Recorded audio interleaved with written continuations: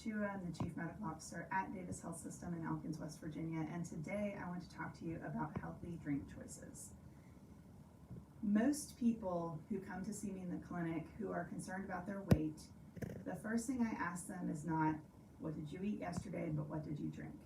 Many people in this country drink too much in the way of calories, and that is what contributes to weight gain.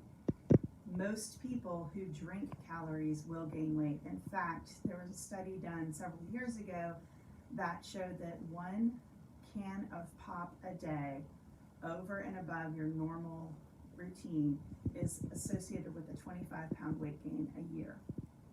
And truth be told, most people who cut pop out of their diet will lose weight without doing anything else.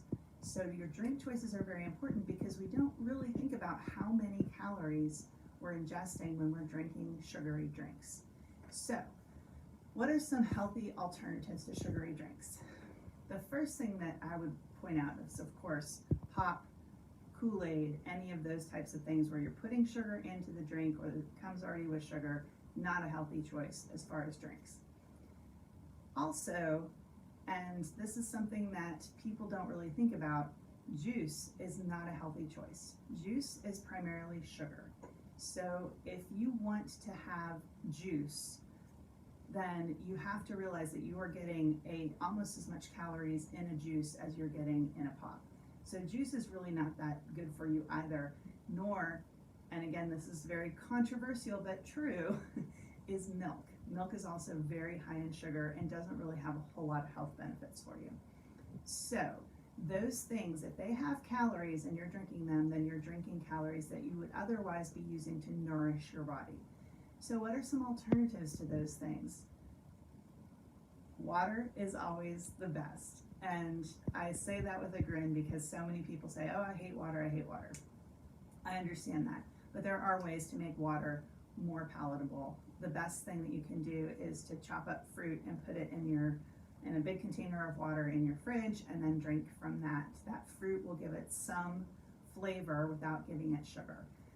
If you absolutely hate that, then another alternative would be to get water and put those packets of sugar-free whatever in that water, or to drink sugar-free sparkling water that they sell pre-made in stores.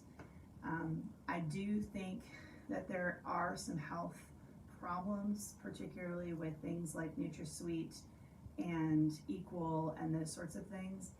But still, if you have diabetes, if you are obese, if you do have heart disease, you really need to get away from the sugar. So if what it takes to get away from the sugar is to switch to the sugar alternatives, then it's still a better choice for you.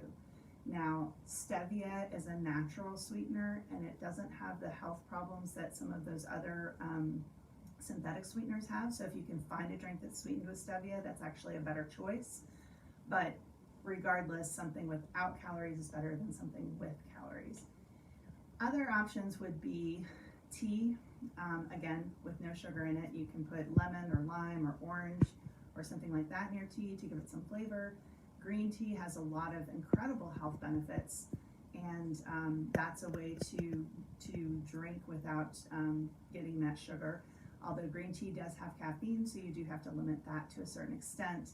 2 to 3 servings a day of caffeine is really all that's recommended.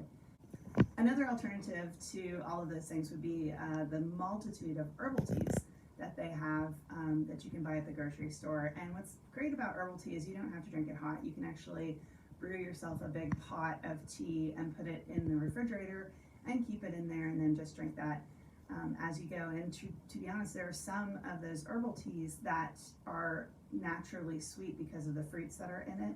So it's not sugary sweet, but it does give you that sweetness. So if you can find a berry flavored herbal tea, that's another healthy alternative.